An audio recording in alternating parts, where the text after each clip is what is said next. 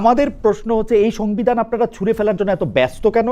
দুই হচ্ছে আপনি যে মেজরিটির কথা বলছেন, আপনি সংবিধান সংস্কার পরিষদই করেন আর যাই করেন, এই মেজরিটি তো বিএনপির থাকবে। ও তো যদি এটা না করতে চায় তখনও তো এটা বাতিল করতে পারবে। আপনারা কেন যে কাজ ওনারা করেন নাই এই সন্দেহ ওনাদের উপর চাপাচ্ছেন? সন্দেহ করি।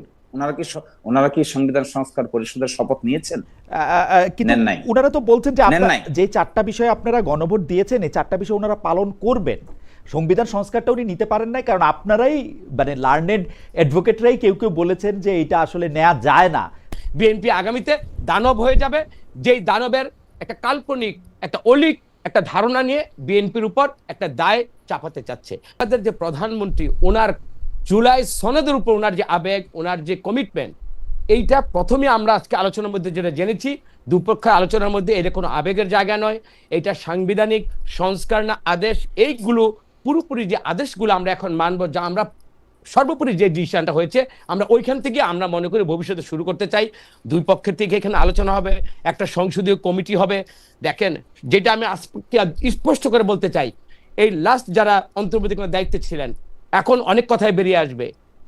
ওনারা কিন্তু একটা জোড়াতালির মধ্যে দিয়ে আমাদেরকে শুধু একটা নির্বাচন করাবার জন্য বা নির্বাচন না হওয়ার জন্য কিন্তু একটা প্রক্রিয়া কিন্তু ছিল। আজকে আমি পরবর্তীতে আমার একটা যে অনুমান নির্ভর আমি কথা বলবো না, আমি দেখেছি নির্বাচনের পূর্ব যেভাবে সবাই নির্বাচন না হওয়ার প্রক্রিয়ার মধ্যে যা ছিল, ওইটার মধ্যে কিন্তু সরকারেরও অনেক ব্যক্তি জড়িত ছিল। এখানে জামাত ইসলামের মোহাম্মদ আমির সাহেব ছিলেন, উনিও কিন্তু 7 দিন আগে একটা প্রপোজাল দিয়েছিলেন দেশে একটা জাতীয় সরকার হোক। দেশ যেখানে সবাই প্রস্তুতি নিয়ে ফেলেছিল যে আমরা একটা সাধারণ ইলেকশনের দিকে যাচ্ছি, ওইখানে কিন্তু এই প্রস্তাবটা কিন্তু আজকে বিভিন্নভাবে প্রকাশিত হচ্ছে এবং সবকিছুর জন্য বিএনপিকে যেভাবে একটা জনগণের বিরুদ্ধে দাঁড় করানো হচ্ছে, আমি মনে করি এই প্রক্রিয়াটা কখনই হবে না। একটা আমরা জুলাইতে আমরা আন্দোলনকে সফল করার জন্য যেভাবে আমরা এক জেলখানে এক পাতিলের ভাত খেয়েছি, আমরা এক মানে গাড়িতে আমরা চলেছি, আমাদের সমস্ত কিছু ত্যাগের মধ্যে আমাদের রিস্কের মধ্যে সবাই আমরা একসাথে ছিলাম। সুতরাং এখন আমাদের প্রাপ্তির সময়। রতন ভাই, আমি আমি আমি আপনার স্পিরিটটা আমি বুঝতে পারছি, কারণ আপনার সঙ্গে তো আমার কিন্তু আপনি আমাকে বলেন তো এই জুলাই সনদ বাস্তবায়নে জামায়াতে ইসলামী বা এনসিপির সঙ্গে বিএনপির যতখানি দূরত্ব হচ্ছে সেই দূরত্বটা কি নিয়ে আসলে? মানে আমাদের এত সমস্যা, আমাদের এই সমস্যার মধ্যে থেকে এইটা নিয়ে আমাদের কথা বলতে হচ্ছে কেন, যেটা একটা ডান ডিল, একটা সেটেলড ম্যাটার, এটা নিয়ে মানে দূরত্বটা কার জন্য হচ্ছে? মানে আমি তো দেখতেছি যে জামায়াত আর এনসিপি দাবি জানাইতেছে যে এইটা আমরা এগ্রি করে আসছি, আপনারা এইটাই করেন। এখন আপনারা তাহলে আপনি একটু বলেন তো যে আপনারা কোনটা এগ্রি করছিলেন, কোনটা করতেছেন? তাহলে যে হা না ভোটের থেকে নাকি আমরা সরে আসছি, 70% যে ভোট দিয়েছে হায়ের পক্ষে, এটা নাকি জুলাই সনদের মধ্যে ছিল বিএনপি থেকে সরে আসছে। আপনি দেখেন তো হা ভোট যেটা হয়, শিশির মনি ভাই ভালো বলতে পারে যে 4টা পয়েন্টের উপর হা ভোটের জন্য আমাদের তৎকালীন আমাদের যে এই যে অন্তর্বর্তীকালীন প্রধান ইউনূস সাহেব যে বার্তাটা দিয়েছিল, যে ভাষণটা দিয়েছিল, ওই 4টার উপরে তো হা ভোটটা 70% ভোটটা হয়েছে। ওই 4টা পয়েন্ট থেকে বিএনপি কি একটা পয়েন্ট থেকে সরে এসেছে বা বিএনপি কি কোথাও বলেছে যে আমরা এটা মানবো না?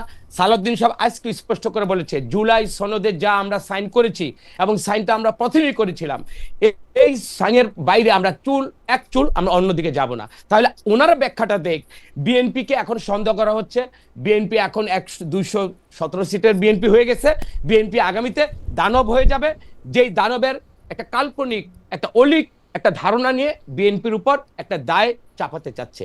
আমার মনে হয় এই জায়গা থেকেই ওনারা ব্যাখ্যাটা দেখ, ওনারা কোন জায়গায় বিএনপিকে এই নামানার সন্দেহ প্রবণতা থেকে বিএনপিকে আমি রতন ভাই একটু ধরাই দেই। জিনিসটা হচ্ছে যে আমাদের স্বরাষ্ট্রমন্ত্রী সালাউদ্দিন আহমেদ সাহেব সংসদে এই পর্যন্ত সবচেয়ে বেশি কথা বলেছেন, সংসদের বাইরেও তিনি বিভিন্ন বিষয়ে ব্যাখ্যা দিয়েছেন। আপনি ঠিকই বলেছেন, জুলাই সনদের যে সংস্কার বাস্তবায়নে তার একটা প্রত্যক্ষ ভূমিকা এবং অংশগ্রহণ ছিল, কিন্তু তিনি এখন এসে গণভোটের কথা বলতেছেন যে এই গণভোটটা কি আসলে কিরকম, এইটাতে কি আসলে 4টা প্রশ্নের উত্তর কি আমি বুঝতে পারি কিনা, জনগণ বুঝতে পারে কিনা, এগুলি যে আমরা এখন এইটা আলোচনায় যে দিব, আমাদের আর এই সময় আছে কিনা, পরে আবার একটা বাজেট অধিবেশন।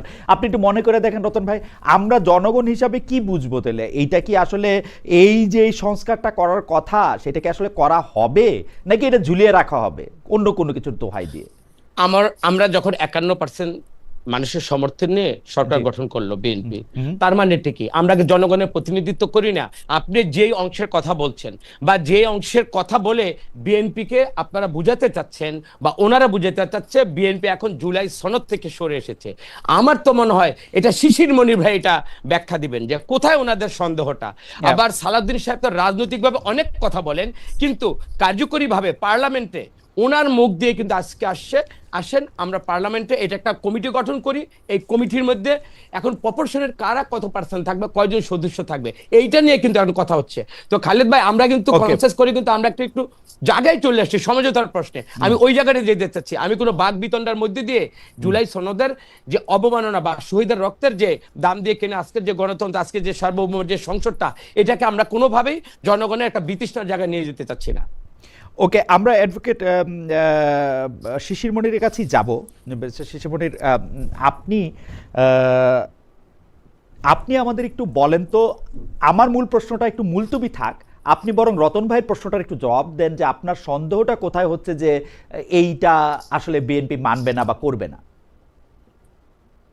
জানো শিশির মনির। আপনি তো একটু আগে বলেছেন জি। যে সেটেলড ম্যাটারকে আনসেটেল করছে, এই জন্যই আমরা সন্দেহ করছি। সেটেলড কি ছিল তাহলে? প্রশ্ন, হোয়াট ওয়াজ সেটেলড? সেটেলড ছিল একটা গণভোট হবে, গণভোট অধ্যাদেশ হবে।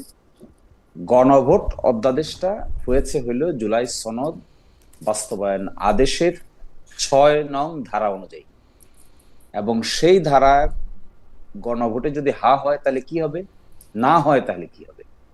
হা হলে কি হবে এ ব্যাপারে বলা ছিল জুলাই সনদ বাস্তবায়ন আদেশের ৭ নম্বর ধারায়।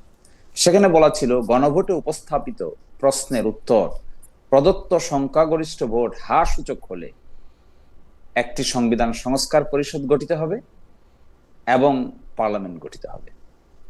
সংবিধান সংস্কার পরিষদের কাজ কি হবে? ১৮০ দিনের মধ্যে তারা সংবিধান সংস্কার করে শেষ করবেন। সংবিধান সংস্কার পরিষদের সদস্যরা, পার্লামেন্ট সদস্যরা যেভাবে শপথ নেন তারা এইভাবে শপথ নেবেন, যেভাবে সভা আহ্বান করেন এভাবে সভা আহ্বান করবেন। সংবিধান সংস্কার পরিষদের একজন সভাপতি হবে, একজন সহসভাপতি হবে। এই যে দেখেন, তারা পাশ করার পরে সংবিধান সংস্কার সভার আর শপথ নিলেন না। তার মানে সেটেল ম্যাটারকে আনসেটেল করলেন। গণভোটকে অধ্যাদেশ এখন সংবিধান সম্মত কি সংবিধান সম্মত না এই বিতর্ক করছেন, তার মানে আরেকটা সেটেল ম্যাটারকে আনসেটেল করলেন। যারা একটা সেটেল ম্যাটারকে আনসেটেল করতে পারেন, এইভাবে গণভোট হয়ে যাওয়ার পরেও গণভোটকে নিয়ে প্রশ্ন উত্থাপন করতে পারেন, তাদের ইন্টেনশন নিয়ে প্রশ্ন তোলাটা কি অস্বাভাবিক? অবশ্যই না। তাহলে তারা সেটেল ম্যাটারকে আনসেটেল করছেন কেন? কি কারণে করছেন? এই স্কিমের বাইরে তারা যাচ্ছেন কেন? মেজরিটি পেয়েছেন তাই। যেই মেজরিটি পেয়েছেন সেই আগের দিনে যে সমস্ত কথা বলে তারা স্বাক্ষর করেছেন, এই কথা তাদের মাথায় বেমালুম ভুলে গেছেন। এই প্রশ্ন আমরা উত্থাপন করলে যদি আমাদেরকে বলা হয় যে আমরা এটা আমরা সেটা, তাহলে তো ভুল হবে। আচ্ছা, বিশেষ মানে আমি ২-৩টা জিনিস আপনার কাছে একটু জানতে চাই। প্রথম কথা হচ্ছে যে এই সংবিধান ছুঁড়ে ফেলার কথা হচ্ছে, বলা হচ্ছে যেটা ৭২-এর সংবিধান, কিন্তু এটা কি আসলে ৭২-এর সংবিধান? এই ৭২-এর সংবিধান থেকে তো ৭২-এর সংবিধান তো আসলে আওয়ামী লীগও মানে নাই, আওয়ামী লীগও পরে দিয়ে আর ফেরতও যাইতে পারে না। এই সংবিধানের মধ্যে আল্লাহর উপর বিশ্বাসের কথা আছে, এই সংবিধানের মধ্যে রাষ্ট্রধর্ম ইসলামের কথা আছে। এই সংবিধানের সাথে ৭২-এর সংবিধানের আসলে মিলও অনেক কম। আমাদের প্রশ্ন হচ্ছে এই সংবিধান আপনারা ছুঁড়ে ফেলার জন্য এত ব্যস্ত কেন? ২ হচ্ছে, আপনি যে মেজরিটির কথা বলছেন, আপনি সংবিধান সংস্কার পরিষদই করেন আর যাই করেন, এই মেজরিটি তো বিএনপির থাকবে। ও তো যদি এটা না করতে চায় তখনও তো এটা বাতিল করতে পারবে। আপনারা কেন যে কাজ ওনারা করেন নাই এই সন্দেহ ওনাদের উপর চাপাচ্ছেন? সন্দেহ করি। ওনারা কি সংবিধান সংস্কার পরিষদের শপথ নিয়েছেন? কিন্তু ওনারা তো বলছেন যে যে ৪টা বিষয়ে আপনারা গণভোট দিয়েছেন, এই ৪টা বিষয় ওনারা পালন করবেন।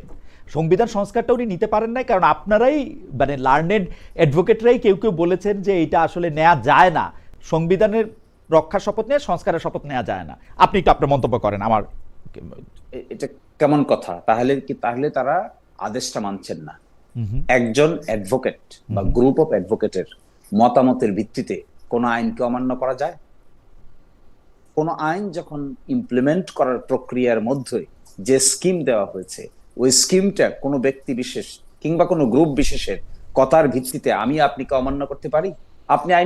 আপনি আইন সম্পর্কে ভালো ধারণা আছে, আমিও বলছি আপনাকে, একটা আইন যদি অসাংবিধানিক ঘোষণা করতে হয়, it must be declared by the high court division. যতক্ষণ উচ্চ আদালত একটা আইনকে অসাংবিধানিক ঘোষণা না করেছে, ততক্ষণ আমরা সকলে মিলে কি এটা অসাংবিধানিক ঘোষণা করতে পারি? আচ্ছা, ছোট্ট একটু টেকনিক্যাল প্রশ্ন বক্তব্য আমার কি? জানার জন্য আমি একটু করে রাখি। যেহেতু গণভোট এবং এইটা একটা আদেশের মাধ্যমে, রাষ্ট্রপতির আদেশের মাধ্যমে এটা করা হয়েছিল, এখন এইটা যেহেতু পার্লামেন্ট এনাক্ট করে নাই, এটা আপনি বাতিল হয়ে যাবে না, নন ফাংশনিং হয়ে যাবে না? দ্বিতীয়টা, হ্যাঁ, একটা তো হলো জুলাই জাতীয় সনদ সংবিধান সংস্কার বাস্তবায়ন আদেশ, এটি অর্ডিন্যান্স না, এটিকে আদালতে পার্লামেন্টে উপস্থাপন করার কোনো রিকোয়ারমেন্ট নাই। কিন্তু যেটি গণভোট অধ্যাদেশ, এটি পার্লামেন্টে উপস্থাপন করে 30 দিনের ভিতরে অনুমোদন করার রিকোয়ারমেন্ট আছে এস পার আর্টিকেল 93। যদি তাই হয়, তারা তো এখন বলছেন যে গণভোট অধ্যাদেশ তারা অ্যাপ্রুভ করবেন না, অটোমেটিক্যালি বাতিল হয়ে যাবে। যেহেতু তাদের মেজরিটি আছে, তারা প্রস্তাব করেছেন বিশেষ কমিটিতে গণভোট অধ্যাদেশ অটোমেটিক্যালি ল্যাপস হয়ে যাওয়ার জন্য। আচ্ছা বলেন, গণভোট হয়ে গেল, 70% মানুষ ভোট দিয়ে দিল, ভোট দিলে কি হবে তা সেকশন 7 এ উল্লেখ করা হলো। সেকশন 7 এর এই কনসিকুয়েন্স কিছুই আপনি মানছেন না, না মেনে নিজে নিজে ডিক্লেয়ার করে দিচ্ছেন যে এটা হলো অসাংবিধানিক। কার ভিত্তিতে, কিসের ভিত্তিতে, কোন আদালত বলেছে অসাংবিধানিক? কোন আদালতে চ্যালেঞ্জ করেছেন? কোন বাংলাদেশের কোন সুপ্রিম কোর্টের কোন আদালত কি বলেছে তা অসাংবিধানিক? এই কাজ যারা করতে পারে, মানে সংবিধানের সন্দেহ জাগবে না? সংবিধানের নাই অর্থে অসাংবিধানিক বলা হচ্ছে আর কি, সংবিধানের নাই তো সেটা তো সিদ্ধান্ত নিয়ে নিচ্ছেন। সংবিধানের নাই অর্থে অসাংবিধানিক বলে আপনি বক্তব্য দিতে পারেন, আপনি কি অমান্য করতে পারেন? যেমন আপনি বক্তব্য দিতে পারেন, রাজনৈতিক বক্তব্য দিতে পারেন যে এটা অসাংবিধানিক। আপনি কি বলতে পারেন একটা আইন যেটা কার্যকর আছে, এই কার্যকর আইনকে আপনি বলতে পারেন যে এটা আমি মান্য করব না? কিসের জোরে বলছেন এটা? আমার মনে হয় যে এই ব্যাপারটা নিয়ে আদালতের ব্যাখ্যা অবশ্য প্রয়োজনীয় ছিল, কিন্তু আবার পাশাপাশি সংবিধানে নাই এরকম কোনো আইন, সংবিধানের সাথে সংঘাতপূর্ণ এরকম কোনো আইন আপনি বাতিল হয়ে যাবে না, এটা কখনো এক্সিস্টই করতো না, এরকম ভাবে বাতিল হয়ে যাওয়ার বিধানটাও আছে, ঠিক না? আছে, কিন্তু কিন্তু যা কিছু সংবিধানের সঙ্গে সাংঘর্ষিক, আপনি আইন করতে পারেন, আপনি মানে রাষ্ট্রপতি মাথায় পিস্তল ধরে, এটা আমি বলতে চাই না, কিন্তু ধরেন আপনি রাষ্ট্রপতিকে বাধ্য করতে পারেন একটা আদেশ করতে, কিন্তু এটা যদি সংবিধানের সাথে সাংঘর্ষিক হয়, এটা আপনি বাতিল হয়ে যাবে না, মানে এটা এক্সিস্টই করতো না, এরকমই একটা অবস্থা হবে না এটার? সেটা হলো, তাহলে আপনাকে কোর্টে গিয়ে বলতে হবে যে this law is ultra vires the constitution. সেইখানে যদি শুনানি হয়ে কোনো কোর্ট বলে yes this is ultra vires the constitution, only then আপনি বলতে পারেন দিস ল ইজ আনকনস্টিটিউশনাল। কিন্তু তাকে আপনি করেছেন? ওকে, না করে আপনি কি করছেন? মেজরিটির জোর দেখাচ্ছেন। এই জন্য তো আমাদের অবিশ্বাস, আমরা অবিশ্বাস তো খামাকা করিনি। একটা আপনি যে বলছেন না যে একটা সেটেল ম্যাটারকে আনসেটেল যখন করা হয়, তখন অবশ্যই একটা পার্টনার যদি এই কাজ করে, আরেকটা পার্টনারের মধ্যে অবশ্যই সন্দেহের উদ্রেক হবে। সেটাই হয়েছে। আচ্ছা বেশ, মনে আপনার কাছ থেকে তো অনেক কিছু শিখি, আরেকটা টেকনিক্যাল জিনিস একটু জানতে চাই। সংবিধানের তো পরিবর্তন হয়েছে রাষ্ট্রপতির কিছু জারি করা অধ্যাদেশ এবং আদেশ দিয়ে, এই পরিবর্তনটাকে ইনকর্পোরেট করে কি কোনো সংবিধান ছাপা হয়েছে ইন্টারিমের আমলে প্রকাশ? এটা কেন করা হয় নাই? এটা কেন মানে না ছাপা, এটা এখানে কোনো পরিবর্তন আনা হয় না। এখানে বলা হয়েছে আমরা কতগুলো বিষয়ে আমরা একমত হয়েছি, একমত হয়ে আমরা বলেছি এই বিষয়গুলো আমরা পরিবর্তন করব।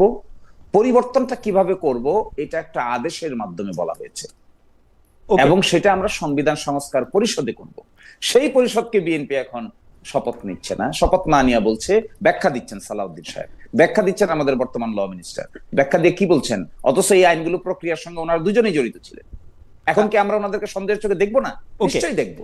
ওকে, আসলে তো কথা হইতেছে প্রক্রিয়া নিয়ে, আমরা একটু প্রক্রিয়ার মধ্যে আসি। সংবিধানে পরিবর্তনটা, সংবিধানে মানে সংবিধান কোনো পরিবর্তন করা হয় নাই, সংবিধানটা অ্যাজ ইট ইজ আছে,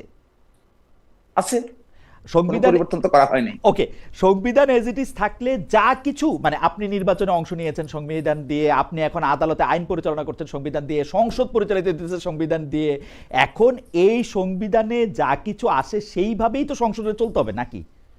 কি করবে আর? মানে হ্যাঁ দেখেন, এটাই প্রশ্ন দেখুন, যে প্রক্রিয়ার মাধ্যমে আমরা এখন এসে হাজির হয়েছি, জি, এই প্রক্রিয়াটাকে আপনি সংবিধানের ভিতরে ব্যাখ্যা করতে পারবেন না। ওকে। This is something extraordinary circumstances. That extraordinary circumstances started on 5th August.